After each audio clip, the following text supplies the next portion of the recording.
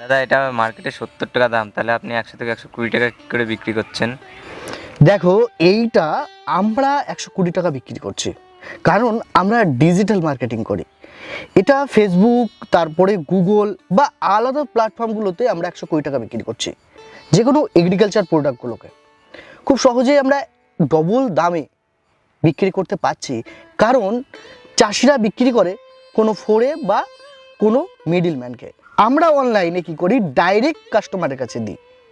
এখানে আমরা সম্পূর্ণটা লাভ করছি। আমি কৃষক হয়ে যদি 120 টাকা কোনো পণ্য বিক্রি করতে পারি, যে পণ্যের দাম 70 টাকা, সেই পণ্যটা 120 টাকা মানে কতটা লাভ হচ্ছে, সেই লাভটা আমরা কৃষকরা সম্পূর্ণ পেতে পারি যদি ডিজিটাল মার্কেটিং করি।